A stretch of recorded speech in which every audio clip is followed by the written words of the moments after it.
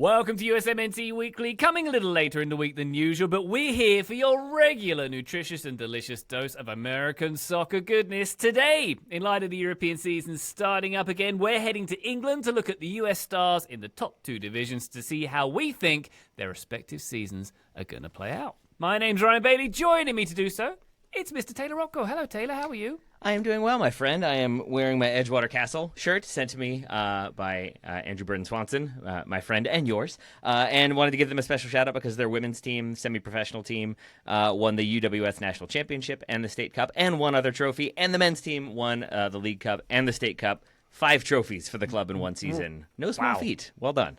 How many patches do they get on next season's shirt for all those All trophies? of them. All of them. A Liga MX amount, a sponsorship amount. Yeah. It's like a scout jacket. Yeah, they're a very cool organization. I would encourage people to check them out or check out their website. They're community focused, like very like refugee oriented, community like building oriented, but then also giving people a platform to continue to play. That's awesome. And is the castle in the name because there is a castle-like building in the vicinity? Yes, that's it. You nailed it. They play inside of a castle. There's a White Castle. Also that. There's a White Castle inside the castle where they play, yeah. Some clubs have a Michelin chef. Some clubs go White Castle. Oh, it's always terrible when the ball goes in the moat. Who has to go get it out? The servants. In my childhood, that was a struggle I had. Which moat servant do you send after it? Is the Tell if question. he's joking. Exactly. Yeah. Do you distract the alligators before you send the person in, Joe? Joe Lowery's here. Hello, Joe. How are you? No, just send 2 people. The first one distracts the alligators, and the second one gets the ball. And you only get 1 servant back, and that's okay because you get another army of servants. They're moat servants. Come on, they're not pond servants. They are different. Yeah, they have different skill sets. You're quite right, Joe. Well, Joe and spent everybody too much knows time with Ryan. moat servants are a dime a dozen. Like pond servants are the ones that you really. I mean, getting good help for the pond, Ryan. You know better than anybody. Like that's hard to do, man. It's hard to find good help for the pond. Yeah. You're right. Graham Ruthven, how are you? I'm very well, Ryan Bailey. Where's my Edgewater, Edge Castle, whatever they're called, White Castle? Learn their name address? first, Graham. Your old address is my answer, Graham. That's probably true. And also my pitch could have been better there, forgetting the name of the club. I think, to be honest, I'm not surprised that I don't get many freebies sent to me because I think I'm maybe keeping a lot of these clubs afloat. So it'd be a big hole in their seasonal budget. Yeah, they couldn't handle that for sure. I do wonder if I am the kind of person who gets freebies anymore, if they all end up at my old address. Because, Joe with his Apple TV box from MLS. Maybe mine's out there in the ether somewhere, Joe. Maybe. Yeah, it pays to cover a league that wants attention and needs it more than the other leagues that we talk about on this show. It doesn't actually pay. It pays a little. It doesn't pay a lot. The league doesn't pay anything. Yeah. Oh, whoa, he's let it slip there. Just Apple TVs. I'm trying to fend off the shill allegation. That's what it is. I also despise, and I know this is not shots fired at any of you. I despise when I listen to a podcast and the hosts who get to do something very fun for a living are talking about how they wish they were sent more free stuff or was sent free stuff. That is nails on the chalkboard for me. So yeah, let's move on. I mean, people already hate us. It's fine. So I read the YouTube comments regularly. Probably shouldn't. Don't do that, Graham. Goodness. Yeah, that's a mistake. Goodness me. Wow. Well, I shall remove the nails from the chalkboard for your sake then, Joe, and we shall carry on with the rest of USMNT Weekly. Before we get there, Patreon.com/Total Soccer Show is where you'll get our bonus content. Bonus episodes, bonus video, and access to our Discord. Come and have a chat with us in there. Patreon.com/Total Soccer Show. All right. So on this episode, we're going to look at what a successful season looks like for US players in the Premier League and the Championship, a.k.a. the Champo. Yes. As Taylor's favourite nomenclature for that league suggests. Let's start off, Taylor. The Premier League. Your fave, Tyler Adams. Fair to call him your fave? He's your fave, right? Yeah, I think so. Good. For the USMNT? Yeah, and in general, and in life. Yes, in all things. I have 2 daughters, but Tyler Adams is my favorite person. Yeah. If you were going to be in a castle, Edgewater or otherwise, you'd want it to share it with Tyler Adams, I imagine. I think. Yeah, I do, especially because he seems like a disciplined kind of guy who's gonna keep the standard high. I feel like I'm gonna have to sweep a lot and make sure the dishes are. I can't leave any dishes out. Can't do anything like that. I feel like it's gonna be a good standard for me to aspire to. Well, Taylor, what does a good season look like for Tyler Adams? Will he be fortified with no injuries this season?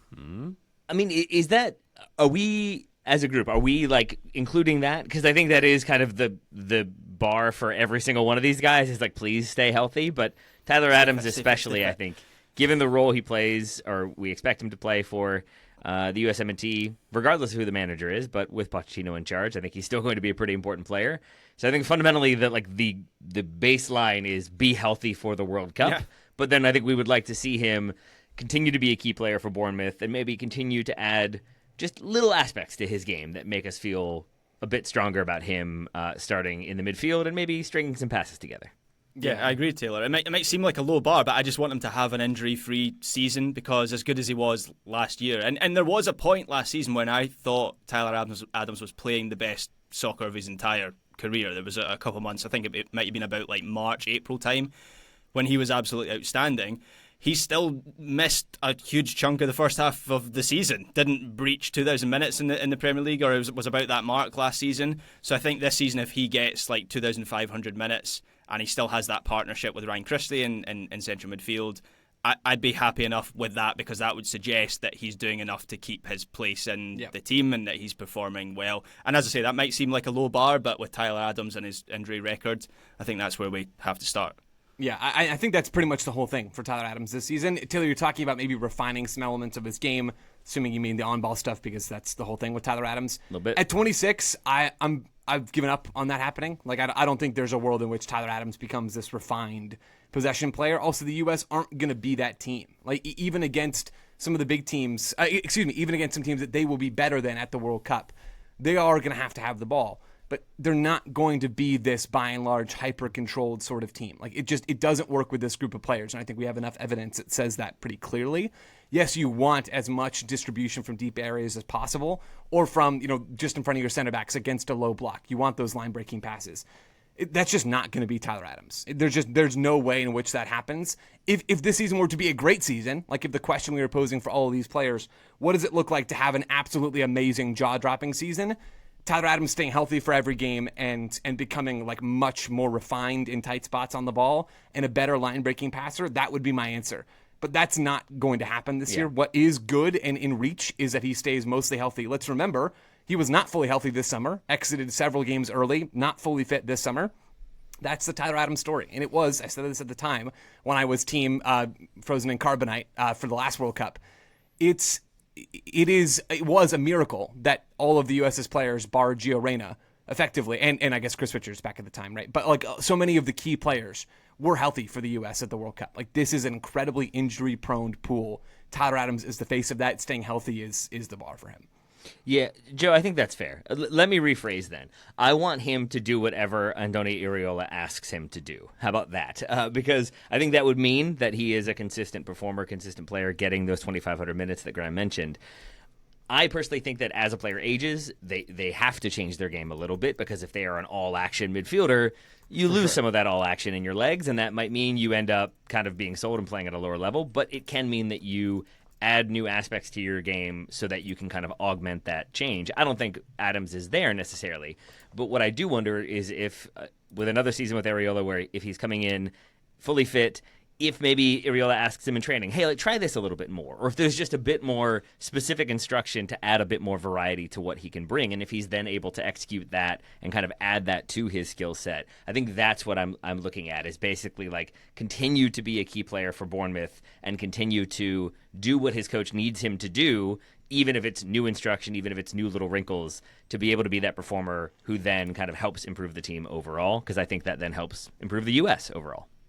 Joe, what is your position today on freezing in Team Carbonite or whatever we call it? I.e., is it a successful season for Tyler Adams to play 50 plus 60 games and stay injury free, or play a bit less than that, maybe wrap it in cotton wool a little bit more? What's best for the US going into next summer? I mean, yeah, finding a balance of staying fit, but also not having your players run into the ground. I mean, that's the thing that Christian Pulisic has been grappling about, right? We're getting more and more clips of Pulisic from his docuseries with CBS of Pulisic talking about how I felt like it was the right thing to do for me, and certainly for the team in the long term, if not the short term, to rest this summer. And Tyler Adams had a different approach.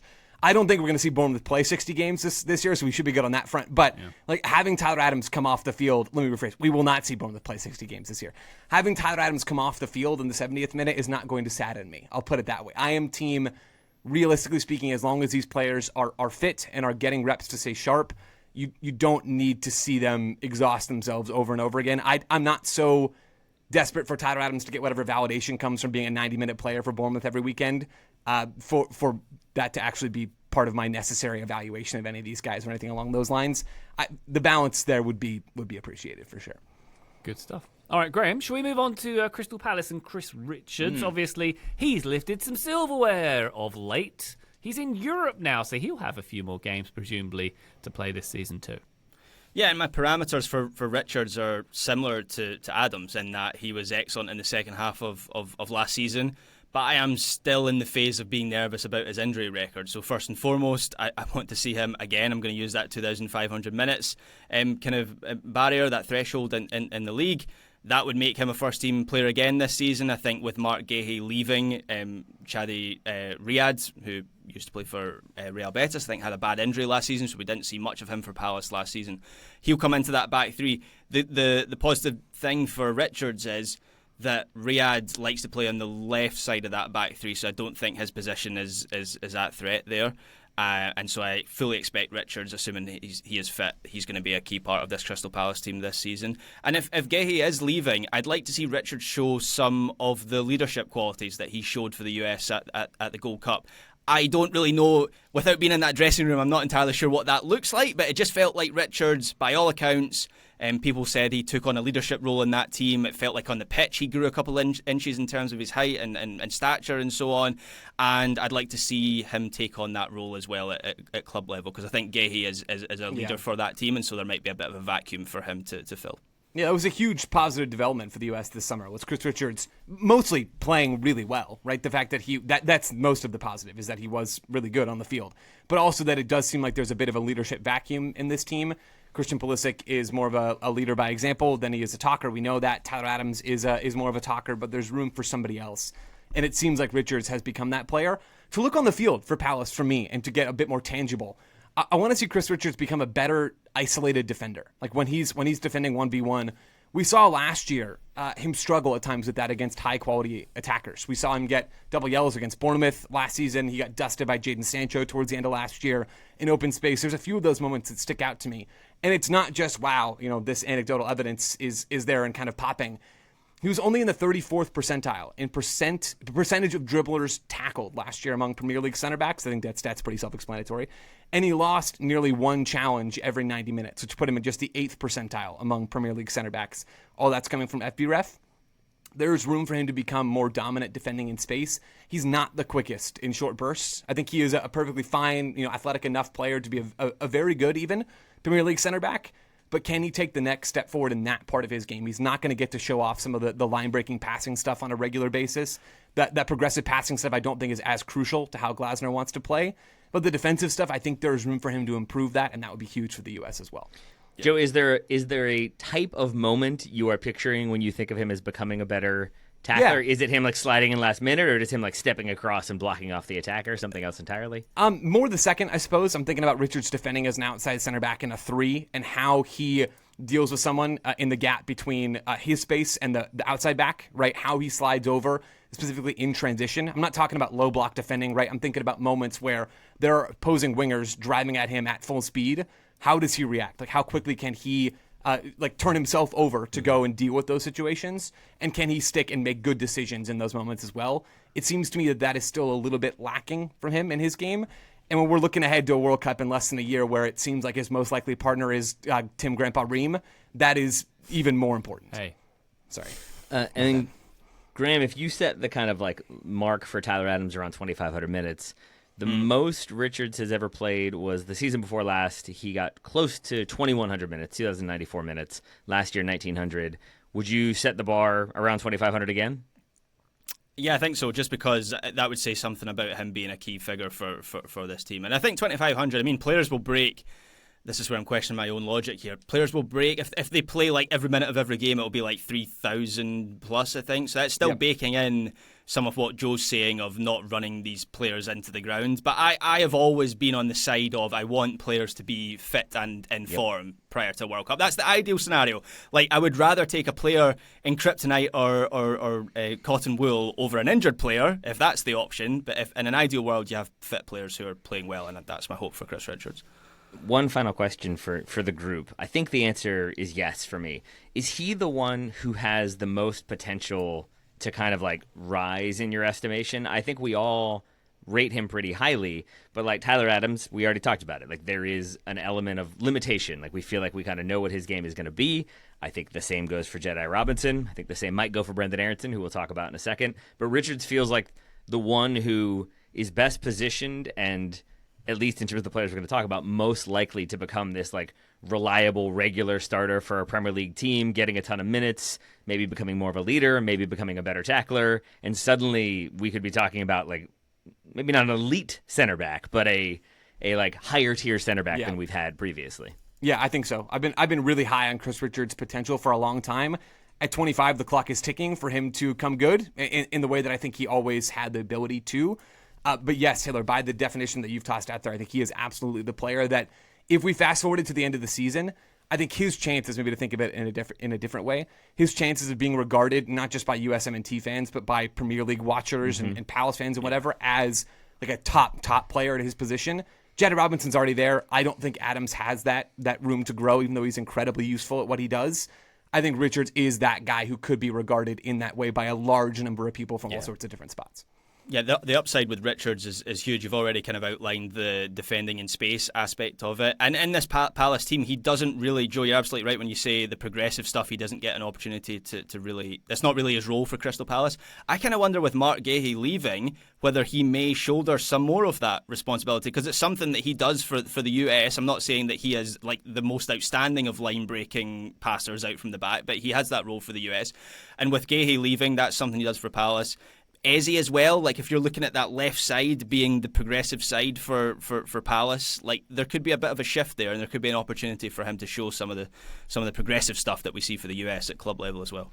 In terms of that progression and the perception of progression, Joe, do you think a run in the Conference League, like a trophy in the Conference League, would make a big difference in that?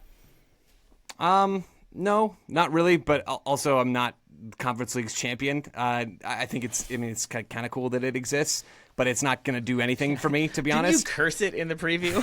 I mean, you were very anti. You asked the worst possible person. Yeah, you did. For Chelsea, like winning that is a joke. Like it doesn't matter for Chelsea. For clubs coming from Bulgaria, like it's cool. I'm glad that exists. For Crystal Palace, it's not doing a whole lot for me. Okay. All right. Let's take a quick break. When we come back, it's Brenden Aaronson, it's Jedi Robinson, and we're going to dip into the Champo as well. Join us then.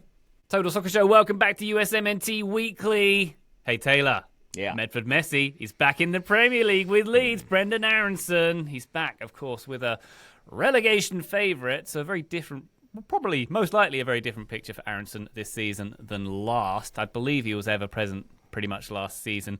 But I suspect that this season, with his team's stature, he's probably going to see less of the ball. It's going to be a bit of a different game for him.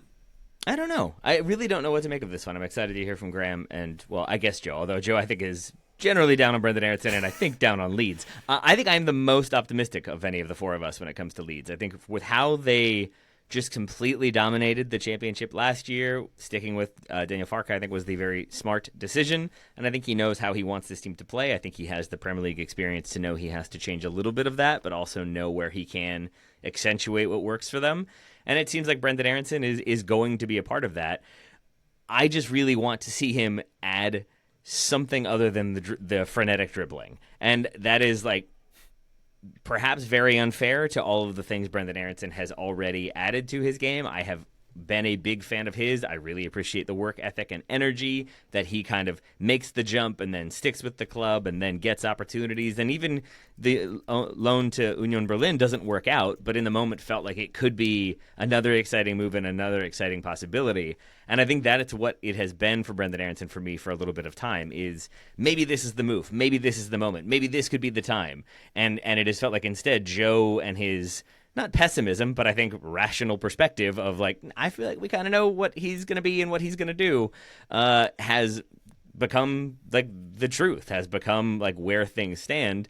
And I think we saw that this summer, that he just wasn't a key performer for Mauricio Pochettino in the U.S. When they didn't have many attacking options, Brenden Aaronson still wasn't one they were really looking to be a key performer for this team. And that, to me, was a huge, like, like point of concern and should be a point of concern, I think, if Brenden Aaronson wants to play at the World Cup, that U.S. team that does not have the key players, does not have the key starters, that needed people who've been there before, who have been veterans for this team, who have been performers, that Brenden Aaronson isn't in that group, tells me that he hasn't really progressed the way I hoped he would, but I still think he can. And so I think this season, maybe it is doing the same stuff, but doing it better and more efficiently. Maybe it is adding more kind of controlled dribbling and better kind of passing vision and a few more assists. Like, it can be any number of things, but I do kind of feel like this is the last big chance for him to show that he belongs at this level and belongs in the estimations and in the kind of the close pool for the World Cup for the U.S. Yeah, adding elements to the game feels like the whole thing for Brenden Aaronson. He was good last year for Leeds, right? But we talked about earlier this week. This is England week here on the Total Soccer Show. Yeah. We talked about how Leeds were absurdly dominant, like twice as dominant, if you want to think about it this way, as PSG were relative to their competition last year. When you look at their expected goal differential, like, they were absurdly good. And Aaronson put up numbers for them and had some good underlying numbers. He's not going to do that this year. Like, there's just no world in which that happens. What can he do? Can he? I'm thinking more about the passing vision, Taylor, that you talked about. Can he become a more incisive passer and better in tight spots? I don't know. I'm skeptical because we just haven't seen it from Brenden Aaronson across a number of different destinations. But never say never. The real thing that I was thinking about for Aaronson that does feel possible is he goes on the Leon Goretzka diet and workout plan. That actually is the thing that I was thinking about, because Brenden Aaronson's work rate, Taylor, you're exactly right, is so admirable. The dude works so hard. He is the classic American stereotype of a player. But he's also a twig. Like, he is not somebody who he throws himself into 50-50s and he turns them into 30-70s to the opposition because he's wayfish, right? Like, you look at this guy and he doesn't have the ability to go in there and win balls at the highest level that you'd like him to, because he gets to all those balls, but he just is not as effective in those challenges. So I want him to go on the Leon Goretzka diet, gain 20 pounds of muscle. That's where I'm at here. Go for it, Brendo. Dude, that's a good shout, Joe, because he's not a type of player who is like, because he has that like more wayfish frame, he doesn't back down from challenges though. Like, no, not at all. He still goes in, and which is to his credit. But then to your point, that doesn't mean he's necessarily going to keep the ball, and so it can lead to those sort of seemingly out of control dribbles where he's trying to ride a challenge. And you're right, if he adds a few more pounds of muscle and just kind of gives somebody a hip check while doing that dribble, maybe he buys himself a little bit more time to then find that pass or to then attack space with a dribble. I think, just adding a bit more physicality to his physical mentality is, I guess, the best way I can put it. Like, he has the mentality. I think if he has a bit more of the muscle behind it, maybe that mentality starts to look more polished or at least more successful. And is the idea that physicality would then allow him to do what he does well, or what he should do well, even better? Because that's kind of where I am with Brenden Aaronson. Like, he'll be 25 when is he 25? In October, like in a couple of months. I think the player he is, in terms of his profile, is kind of just the player that he is at this point. But I've seen countless players who have been unable to round out their game go on to have like incredible careers. Like Scott McTominay in the last couple of years has done it wonderfully well, maybe as good as anyone has ever done. I'm not entirely sure if Brenden Aaronson will get that far, but like the principle is consistent here. Like, I want him to lean into what he is good at. I just don't know whether he's going to get much of an opportunity to do that for Leeds this season. My fear is just game time for him, because I was reading yesterday in preparation for this episode that Leeds are apparently really far along the line of signing Bilal El Khanous, who's a baller, someone that we've spoken about on this show before. I think during an AFCON we spoke about El Khanous. He's Moroccan, plays for the Moroccan national team, has been in Belgium, and I think a lot of big clubs want him, and so Leeds getting him would be seen as a bit of a coup. And he's a number 10 and he plays in the attacking midfield, and that's where Aaronson played the majority of his minutes for Leeds last season, so that might be a direct replacement. Of course, Aaronson, he's versatile, he can slot into a number of different areas, maybe he plays in a more wide position, but yeah, I'm just fearful about how much we're going to be able to see him impact games at this level. But prove me wrong. Joe, to come back to the packing on muscle Leon Goretzka idea, do we have any thoughts on why he's not doing that already? Like, why the club haven't identified that as a thing to do, as to how it would positively affect his game? My honest answer is no. I don't really know, and it is quite possible that he has gained weight and muscle and strength, and I just haven't noticed, right? Like, That's sometimes how it is. You're working out and like you don't see any changes. You don't notice yourself getting stronger. Maybe because I've watched a lot of Brenden Aaronson over the years, it doesn't like hop off the screen to me.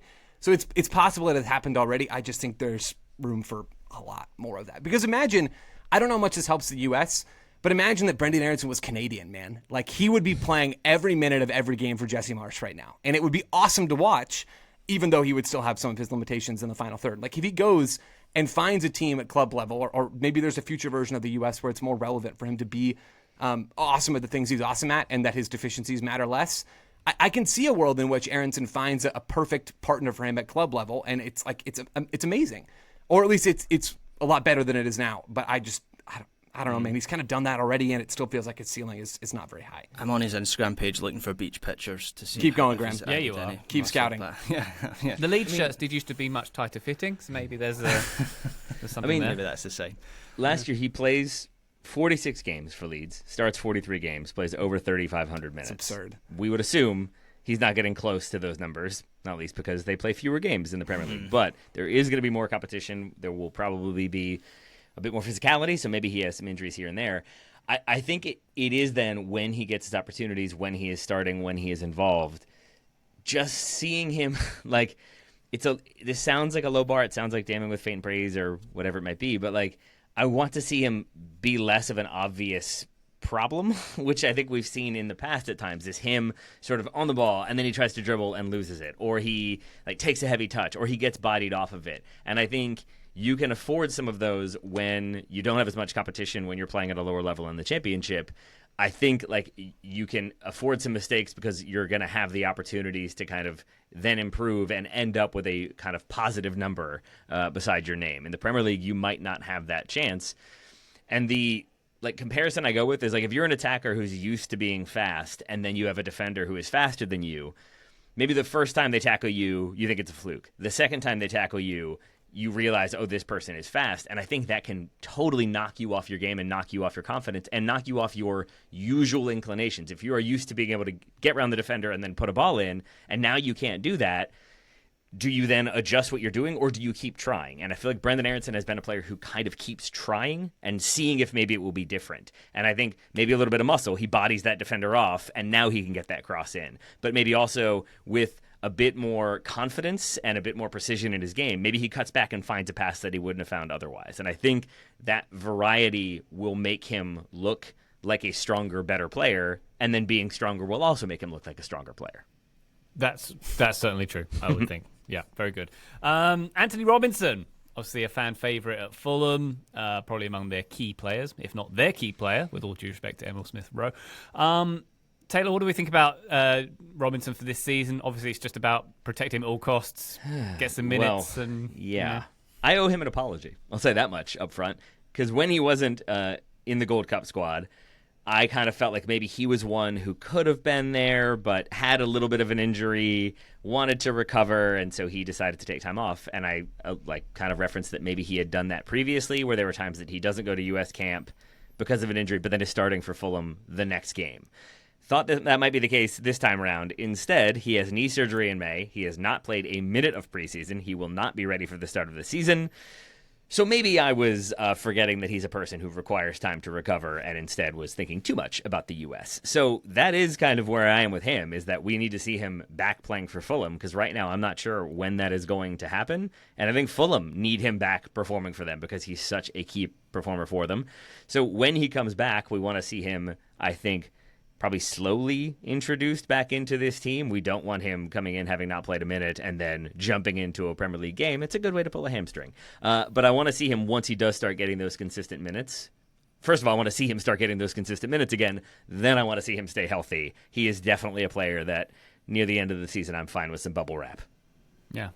Any thoughts, Graham, on Robinson? Presumably it's not about career progression at this point. It is about just consistency. Well, once he gets back on the pitch, it's just a case of more of the same, because last season was the best of Jedi's career to date. 10 assists for a pretty impressive Fulham team. I think he's their most important player, maybe even their best player, if we can make that distinction between the two things. I think he maybe tops that list. Fulham, similar to the US, when he's not playing, don't have a way really to get out. He's such a useful channel up that left side. And I think And this is maybe uncommon for a player of his age. Over the last maybe 18 months to 24 months, his crossing is the thing that I think has really improved. And that was the thing that put him in the bracket of a potential move to Liverpool, which obviously didn't happen. And towards the end of last season, it was pretty clear that wasn't going to happen, and Liverpool were targeting Milos Kerkez instead. But around January, that there was chat of a move. Even at the start of the summer, there was a report that very quickly disappeared and didn't materialise into anything. But there was a report that a Champions League level club had him lined up and that a transfer was going to happen. So I am disappointed that he didn't get that move, and I don't know whether this injury and surgery has scuppered that for him. But as a consolation prize, yeah, just another impressive season for Fulham would be good preparation for the World Cup. Yeah. Joe, anything to add on Robinson? Do your thing, Jedi. That's all I got. There we go. Good stuff. All right. Taylor, sorry. Graham, a quick one for you. Before we started recording, you were talking about, to pull back the curtain, Graham was talking about how, certain players get, a lot of hype from the media or get a lot of hype when it comes to their transfer, and they become the fixation for headlines and for coverage of, is this move going to happen? Where are they going to go? Oh, now this club is involved. And then other transfers don't seem to get that level of hype.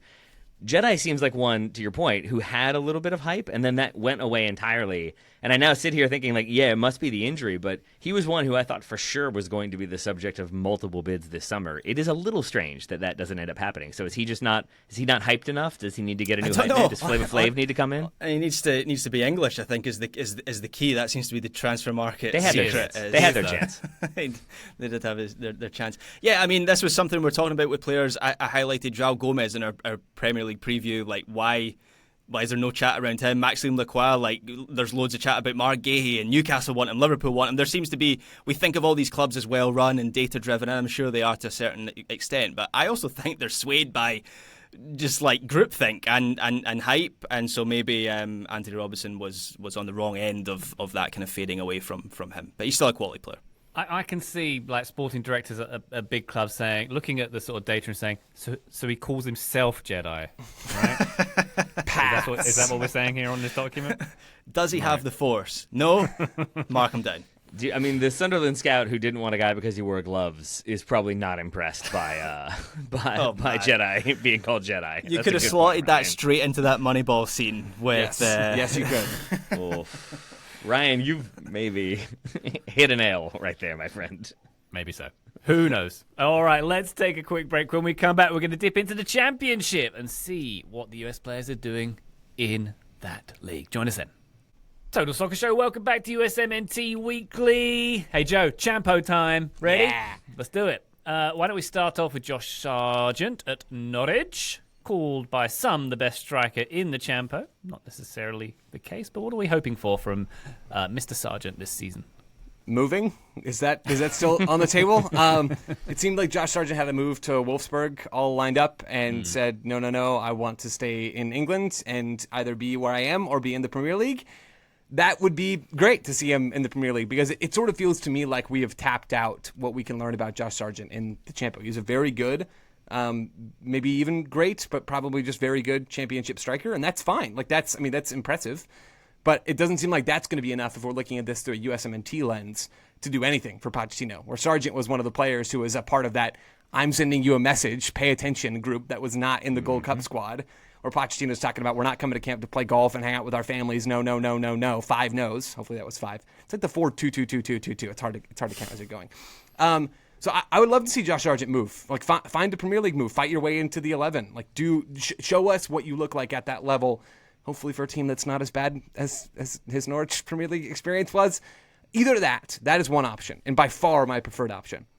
Or have a truly sensational championship season. I'm talking 25 goals. Tammy Abraham's done that. Ollie Watkins done that. Timu Pukki, Alexander Mitrovic. Those are legit 9s, and some are better than others in that bunch, of course. But go and score real goals, more than 15, 16, 17 goals. Go and score mid-20s. That's going to be difficult to do, and I don't know that Josh Sargent is that level player. But if we're talking about Sargent moving the needle beyond where he is now, I kind of think one of those two things have to happen in the eyes of Mauricio Pochettino. Yeah, the problem for Sargent if he stays is I think there are some question marks over Norwich this season. They've traditionally been a team closer to the top end of that table, vying for promotion. I don't know if that's going to be the case this season. They have a new manager, Liam Manning, who has had 5 clubs in his last 5 years. And I think he has positively progressed through each of those clubs, but he hasn't really been allowed to build anything at each of those clubs. Norwich also lost Borja Sainz in the summer. They sold him to Porto for around 20 million euros. I think a lot of fans would say it was him and Sargent who were Norwich's best two players last season. So Norwich were very strong in the attack last season. They have lost someone who made that the case, and I think that'll make Sargent's life harder not having Sainz. I don't know if I tried to look for link up stats between them. I don't know if they were linking up a lot, but it's it stands to reason that he would take some of the attention away from Sargent if he's that good and make it easier for him. He did score at the weekend. Norwich beat Watford 2-1 away. And it's a really nice number 9's goal where he just holds his run a little bit and allows the space to open up around him, and then the finish from a square ball is nice, and it's a clean sweep into the back of the net. So maybe he is going to have an outstanding season, but it feels like that might be out of step with the way Norwich are going as a team in general. Joe, what was the number you set? 25. Yeah. Okay. All right. Yeah, I think that would probably do it. Because I have a few thoughts on Sargent. To Graham's point, he scores this weekend. He scored last weekend. He has 2 goals already this season, one in a loss to Millwall, one in that EFL Cup win over Watford. But in those games, Norwich have possession dominance, 55% and 58%. Sargent is getting 18 to 28 touches. He is 11 for 12 in passing and 9 for 13 in passing. Scores 2 goals. But to Joe's point, like those possession numbers, that lack of on the ball production, I think means he could score a bunch of goals. 25 probably does mean we have to have a bigger conversation. But if it's 19, I mean, he's done 13 and 16 the last couple seasons. It feels like more of the same, and he hasn't added a ton to his game. He hasn't become a critical player with more touches and chance creation. That goal he scores, you're right, Graham, is like a good number 9's goal, but it's basically him being in the right position for the cutback to finish. I think the other one, he pursues the goalkeeper, blocks the shot, and it goes into the goal. So, opportunistic there. I don't know if those fully move the needle. I think if he scores a record amount, then that conversation has to be had. But I think this is entire speculation for me. I think there has to be something else going on with Josh Sargent, and it has to be a frustration when he comes into camp. That's all I can figure, because for him to not really get any looks, but also to feel like he wasn't getting looks under Berhalter, really, or he got multiple looks, but wasn't a consistent call up, and when he did come in, wasn't covering himself in glory.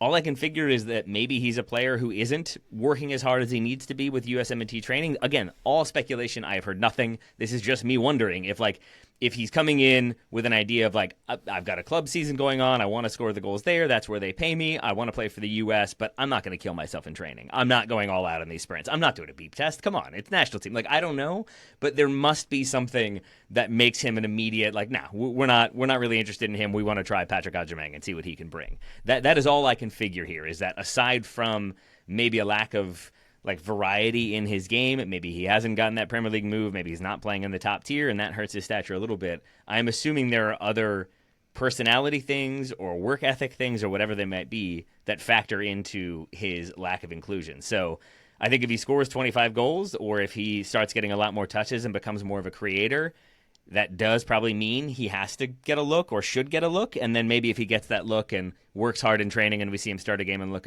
effective, it goes from there. So I think the baseline, or at least the starting point, is add new aspects to his game, or score a ton of goals, or get a move to a place where he is going to be have to compete more. It's going to be perceived as more competitive. He has to raise his game. He has to add new aspects. And then I think we can have the conversation about, will he get called into camp? But right now, he scored 2 goals in 2 games this season, and I still feel like the needle hasn't really moved. All right. Well, she'll see if that needle continues to not budge as the season continues. Damion Downs, Graham, has landed at Southampton, got an assist in the opener last weekend. Have you seen that assist? Generous to call that an assist. It went down as an assist. Man. Joe, have you seen it? No, I haven't, but it is crazy how I already know this is already making my assist argument for me. Dumb stat. Oh, it's a total whiff in front of goal. Yeah. It's a sitter. And it hits him. It goes off of him and deflects. Not even deflects. It slightly changes. It's a centering pass to him. He does, I think, get a shove in the back, and he is, to an argument Joe makes, he is making the right run. He is goal side of his defender, he is in the right position. I think he gets a little bit of a push in the back, which is why he doesn't make contact. But because of that, Joe, it goes like off of his like heel almost, and then falls to the back post where I forget Jack Stevens is there to bash it home and get the goal. So you're right, Ryan. Technically an assist, but I saw that and was like, cool, he got an assist, and then I watched it and thought, that's not really pure class. Put it this way, if Jack Stevens is not at the back post to finish that off, you're in one of the misses of the season territory with that one. So, a generous assist. And I actually watched some of Southampton's league opener against Wrexham. It was the early game on a Saturday, Ryan. Don't look at me like that. It was on the TV before I went to the Albion game. And I know Southampton, they left it really late to get the 2 goals, but they were by far the stronger team. So I guess there's some encouragement from that in that he's going to be playing for a good team. The concern for Downs is that he didn't start. It was Adam Armstrong who started as the 9. Downs came on for the final 30 minutes when Southampton were chasing the game. We've already talked about the quote-unquote assists. Perhaps even more concerning for Downs was that he did start against Northampton in the EFL Cup on Wednesday night, and kind of stunk the place out by all accounts. I didn't watch that game, but I have read articles and analysis, and there was one miss in particular that I did see where he has played a square ball inside the box. He has a free shot. It's almost like his legs collapse from underneath him, almost under no pressure, and he completely mangles the shot. And Will Still came out afterwards and defended him and said fans have to be patient with him and shouldn't get on his back because he's only just arrived and it's a new league and a new country, which is all true. Not ideal when your manager is having to defend you from your own fans after 2 games. So, not a perfect start for Damion Downs. But what I will say about the way Southampton played was, I don't know whether it was just because Wrexham were bad in that game, or maybe are bad. I don't think anyone really has a read on Wrexham in the Championship this season yet, but they had so much more of the ball in the opposition half than previous Will Still teams have had in Ligue 1 in France. And that might not suit Downs either, because Cologne were very much a counter-attacking team. His strength is attacking open space with his speed. So I'm interested to see how that works out. And that honestly, when we're talking about Brenden Aaronson and Chris Richards and Tyler Adams adding new bits to their game, Damion Downs is young enough that with the right exposure, the right coach, the right repetitions, maybe he can add those things to his game. So there could be a world where actually this move does develop him in the right way. I think if we want to like reset for a moment, it's worth remembering like Downs scores a ton of goals for Cologne. They get promoted to the Bundesliga. He is born in Germany. It would have made sense for him to stick with Cologne and be in the Bundesliga and play in the top flight in a club where he knows he's going to be valued, where he knows he's going to get minutes, where he is going to be struggling to survive, certainly, but at the same time, you're already in the top flight. And so maybe the move to Southampton is entirely because they can pay him more and there's like more of a wage packet there. But it is still going to a second division team, and a second division team that looked pretty dysfunctional at times in their relegation. And so I just wonder if there was more of a plan there. There was more of a, like, here is our vision for how we develop you, how we work you into the team. And so that to me is what I really want to see from him this season is like, basically, if the fans have that patience is rewarded, that he is probably going to be a backup to Adam Armstrong in, I think, that 3-4-2-1. I feel like he will be the kind of like deputy number 9 up top. And so I think make the most of those opportunities. Don't scuff that chance next time. Finish that goal. I think if the bar is what can he do to be in serious competition for 2030, I feel like I have like much more patience and enthusiasm for this move to Southampton. If we're talking about him making the 2026 World Cup, I mean, it's basically he has to become the starter in short order and then start backing goals at the same time to kind of justify that. Because otherwise, we saw him at the Gold Cup. Agyemang started ahead of him. And when he did come on, I don't really have many positive Damion Downs notes from his performances for the U.S. this summer. So I think it requires an elevation in his performance, new wrinkles, new weapons being added to his game, and I'm not sure we're going to get that soon. I think we might get that over the course of the season, but I'm not sure if that puts him into contention or moves him up the depth chart if he's only kind of making that jump in, say, March ahead of the World Cup. All right. Let's move on from Deputy Downs to Haji Wright at Coventry, back in action after that injury, the Achilles injury, of course. Also got an assist this past week. Okay, that one on the flip side. Yeah. That was a goal. That was a goal. I'm annoyed by this for Haji Wright. He is absolutely putting that ball in the back of the net, but it's like it's bouncing, and his teammate runs in and just pokes it in across the line. That's why everyone goes to celebrate with Haji Wright. No one seems to know what to do with that one. No one celebrates. I thought it was offside for a moment, and I think it's because they're like, yeah, you scored, but he did all the work. And he controls it. He brings it down. It's under pressure. He creates a little bit of space. He gets a good shot off. I've watched only the highlights of Coventry, admittedly, but I think Haji Wright has looked really, really, really good, to the point where one of my hopes for him is that he does get a move before the window closes. And, like, if Sunderland need a talented, promising attacker who maybe could do some things and scored some goals last season, you never know. Maybe Haji Wright comes in and does some things for them. I'm not sure that move makes sense. He wants to be on the left wing, so I was trying to find a way in which he could go to Everton, who desperately need a right winger. I don't know if that works out for them. But, like, I wouldn't hate if he got a move to a higher level, because it feels like he is very good for Coventry when he's fit, to the point where I feel like we know a lot about Haji Wright at this point, and now I want to see what he can do against higher caliber of opposition more regularly. First off, players looking good in highlights? Never. Never. That's never happened before. I feel similarly about Haji Wright as I do about Josh Sargent, Taylor. So I'm glad you started talking about a move. I haven't seen as much smoke around Haji Wright moving, nope. So maybe it is a bit less likely than Sargent, although Sargent doesn't feel that likely at this point either. My categories for what makes a good season for Haji Wright are split similarly to Sargent, where go and find a new home and perform there and establish yourself at a higher level. That's on the table. Or just score an absurd number of goals as a left winger. I think Haji Wright will be at the World Cup pretty much regardless, because the U.S.'s wide attacking depth is abysmal. I think he's got good odds of making the World Cup roster. Remember, he was in the Gold Cup squad before that injury and was part of Poch's plans this summer. Just didn't work out for him there. Can he take the next step in his career? And I think that looks like him doing something that paints him as more than just a good championship attacker. He had 13 non-penalty goals 2 years ago, 11 last year. Those are good numbers. Can you do more than that? Like that, I think, is how everybody ends up feeling better about Haji Wright. Is him doing something more. He misses like 4 months of the season, though, right? Yeah, sure. Injured for a long time. Yeah. I'm just pointing out, like, the numbers have been fine, right? Good even.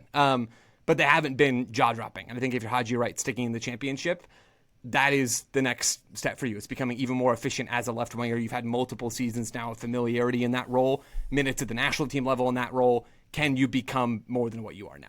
Yeah, I think one of the interesting things for Wright this season, Joe, when you say as a left winger, that is absolutely correct. That's where he has been playing for Coventry. That's where he played the majority of his minutes last season before he got injured.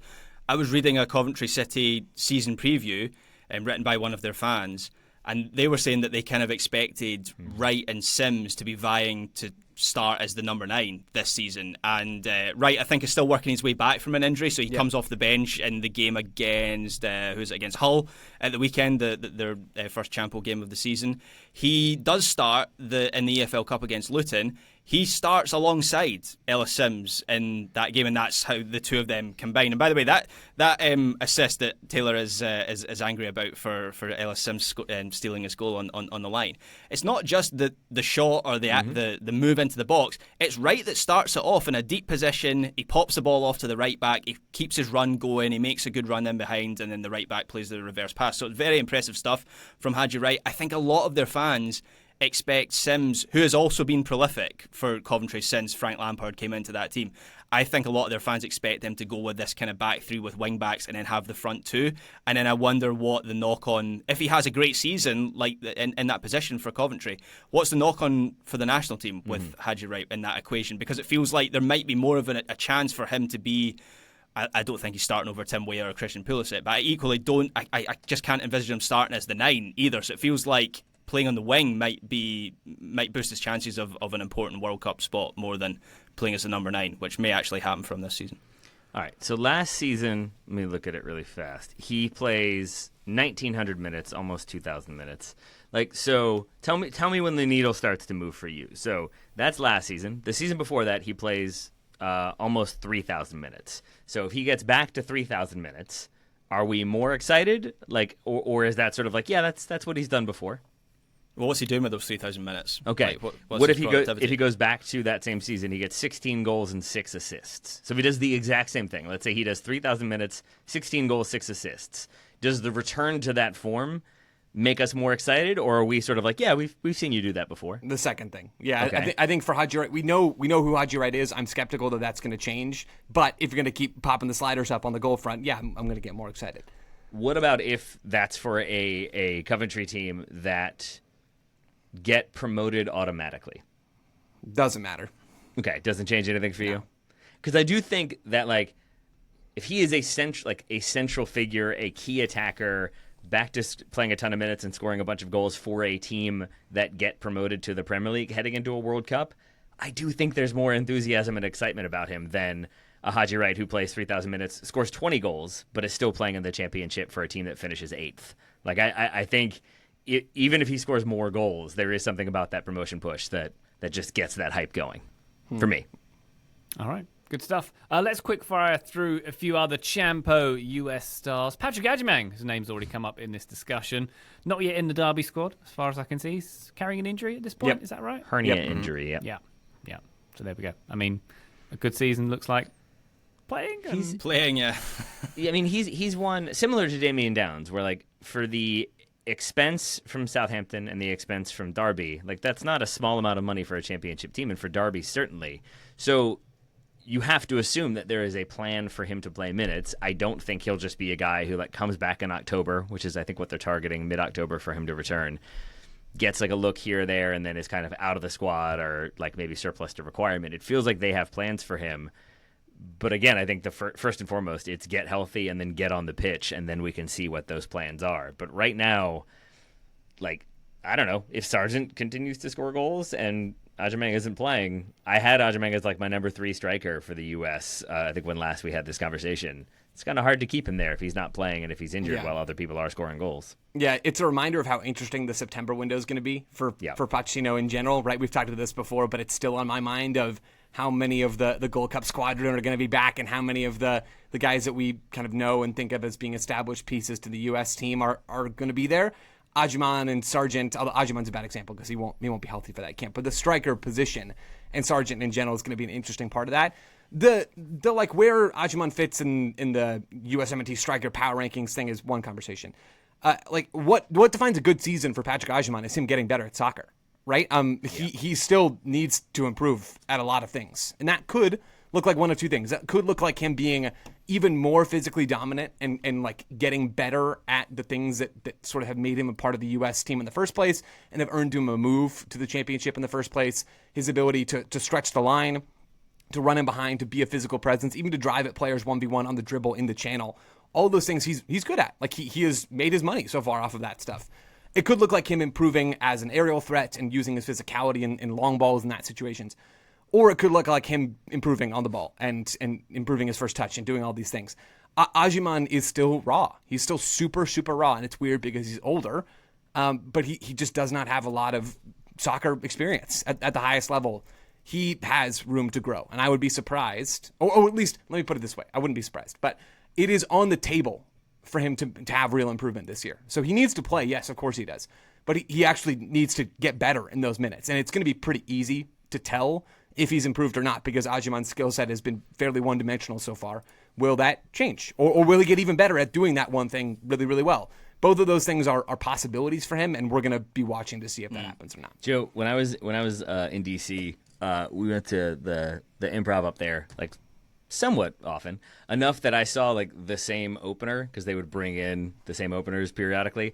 And there was a dude who was like a younger guy who was really, really funny. I really, really liked him. Like clearly a little like new, clearly a little bit raw. But I was like, oh man, I can't wait to see more from this guy. And then I went and saw somebody like a year later, and he was opening, and it was a lot of the same bits that he had like refined a little bit, but it was a lot of the same stuff. And then a year after that, I saw him again, and it was the same bits.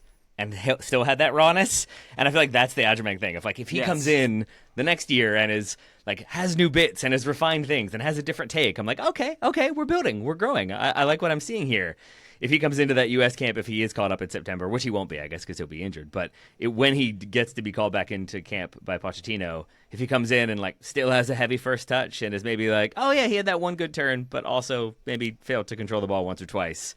maybe we see that rawness kind of persisting, and then there are bigger questions to be asked. Don't be a DC improv opener, Pat Agyemang. Yeah. That's the takeaway. And it's a great analogy, Taylor. I like it. Yeah, don't have people laugh at you during your job is a good one for a soccer player, I suppose, as well. I mean, I think it just needs to get better at a lot of things is what I have written down for Agyemang, courtesy of Joe Lowery. And I think that is fair because, playing, scoring goals, great, but also I think showing that he can add to his game in a more competitive league and in a more demanding environment, I think that will certainly help me feel a bit more confident. It's my personal ambition as well for myself. Just get better at a lot of things. Yeah. It's good. Positive. Most things. All things, really. You're great at stuff. You're great at buying kits. Yeah, you're really good at spending disposable income on shirts. Yeah. It's taken a lot of effort to refine that skill. All right, we're running along, so a few more names to jump through. Joe, Aidan Morris played in Middlesbrough's opening weekend win over Swansea. Thoughts there? Yeah, my TLDR on Aidan Morris, as we're trying to rapid fire, is become an elite defensive midfielder in the Championship. Is like what the optimal outcome is. Now, what does that actually look like? Well, last year he was 84th percentile in progressive passes per 90 minutes among players in his position in that league. Excuse me, it might have been also in like the next 14 competitions. FBref breaks it down by the big 5 leagues and then like the next group after that. So Belgium's in there, the Champo's in there, MLS is in there, like that kind of bracket of leagues. He was in the 84th percentile in progressive passes and 89th in ball recoveries. Get even better at those things.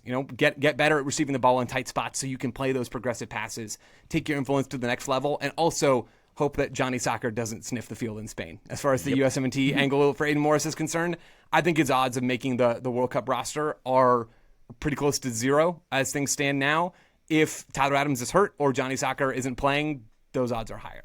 Yeah, Rob Edwards, who's a bit of a media darling here in the UK for reasons that I can't fully comprehend. Of course I can. He's the most handsome man in the world. He was on BBC 5 Live as I was just by accident. That's another thing I consumed by accident. Do you do anything on purpose? There's no way you just said that. That's awesome. I was driving and I had 5 Live on and they had a bit of a Champo preview on and Rob Edwards was one of the guests, and so they asked him about some of the players at Middlesbrough, and Aidan Morris was one of the players that he highlighted. So there was a bit of an element of the unknown, at least for me, coming into this season with Rob Edwards, because his Luton teams, we spoke about this maybe last week or the week before, his Luton teams I thought of as more direct than Carrick's Borough team was last season. And I think Carrick broadly had been good for Morris in the way that he used him as the pace setter at the base of the midfield. I guess Morris took some lessons from Carrick, who obviously was really good in that position when he was a player. So I was a bit nervous about Rob Edwards coming in, but he was like a central pillar of the team against Swansea at the weekend. He had the most passes. He had the most, he had the most passes of any midfielder. He had the most touches of the ball of any central midfielder as well. Seemed to have a good support system around him. He had Sam Silvera alongside him to help out in the defensive side. He had options ahead of him, Morgan Whittaker, Tommy Conway as a speed machine as well. So I quite like the setup for Morris, and it wouldn't surprise me if he progressed again this season. All right.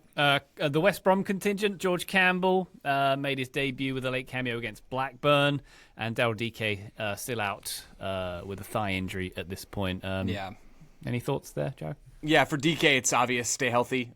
That's the whole thing. And for George Campbell, I think becoming a locked-in starter, and I think maybe how that happens is improving in the air and just a bit all around defensively. I like George Campbell on the ball a lot. He showed that in MLS in Atlanta a little bit, showed it in Montreal, showed it even a bit for the US back in January camp, right? Like he's a player who can do some fun, progressive things on the ball in possession.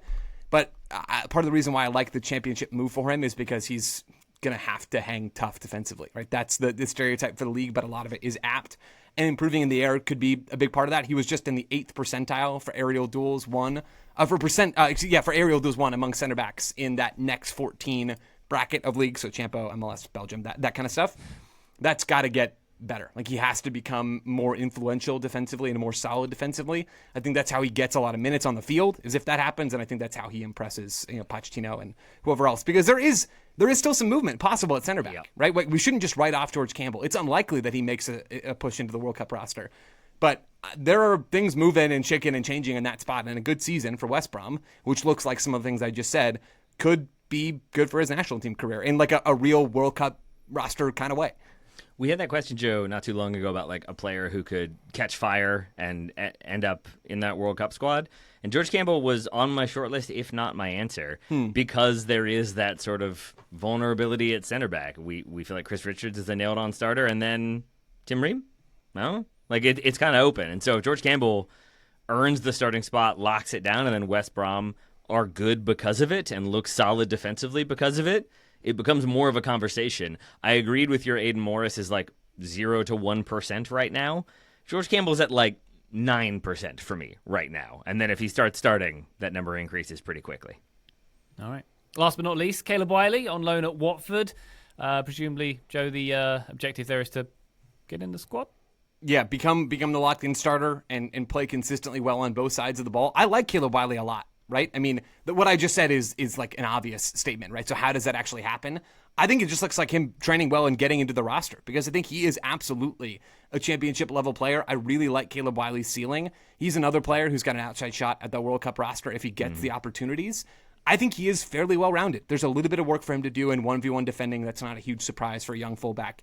You can talk to some like soccer front office types around the world, and they'll tell you that the quality of defensive play for younger players is maybe not what it used to be. That could also be like old men yelling at clouds and shouting, "Get off my lawn," because they're old, right? I don't know what that is, but it does seem like there's some work that Caleb Wiley can do there, and there's a little refinement of his game to do on the ball. His distribution from deeper areas, his crossing into the box can be a bit more consistent, his 1v1 dribbling. But he's not bad at any of those things. Like, I don't want to paint him as that. I think he is legit average or better at all of those things, and he's young. I think Caleb Wiley's athleticism is excellent. I really do like his game. I think he's like a better left back than Max Arfsten, and it seems like Poch's go-to number 2 left back right now. So I think Wiley has a chance if Poch can sort of move past some of his perceptions of Max Arfsten and that spot on the field. He just needs to actually play soccer, and he's going to have some competition for minutes at Watford. But I believe that Caleb Wiley can have a really good season, and I believe that there's a world, especially with Kevin Paredes back injured again, that he is kind of the we're looking for another left back from Europe for XYZ reasons. Maybe Arfsten gets that move to Europe, and it's not panning out for him, and he's not playing. There's a door open for Caleb Wiley, I think, at club level, because I think he's a really useful player, and for the national team. Yeah, and I would say a positive sign that last season, the loan to Strasbourg doesn't work. He's recalled, then loaned to Watford, where he plays 10 games. That he is then loaned back again this season, says Watford liked him, that Chelsea were okay with his development. He is not playing, has not played so far this season. And I think I struggle to find out why. I saw a few reports of a back injury that he is still dealing with. So it does seem like he will be in the plans for Watford once he is fully fit. And then it's just, become an every game starter. Maybe add an assist or two so you show some attacking prowess. And then hope that nobody else really rises to the occasion and maybe the floor falls out for Max Arfsten. I like that so much of this, as Joe outlined for Aidan Morris, is hope someone else gets hurt or hope someone else isn't playing well, if that's how you want to get into the team. Well, I think the real dream for Wiley is to get that loan move to Brentford so we have the Wiley Coyote backline, surely. Sold. So unbelievably sold. There we go. All right, USMNT Weekly over and out. Thank you very much, listener, for joining us in this one. We hope you learned a thing or two about the US's top prospects in the Prem and the Champo. But for now, Taylor Rockwell, thank you very much indeed for your expertise. I want Daryl Dike to be the top scorer in the championship so badly. Can we make that happen? Can he be healthy and get a new deal and score a bunch of goals? That would be the fun timeline. See what I can do. All right, thanks, Ryan. You're welcome. Joe Lowery, thank you very much. Hey, thanks, Ryan. Graham Ruthven, pleasure as always. Thank you very much. Don't do anything by accident that I wouldn't do. Thank you, Ryan Bailey. I'll try. Listener, thank you very much for joining us on this episode. Have yourself a wonderful weekend. We'll be back on the feed very shortly. But for now, bye.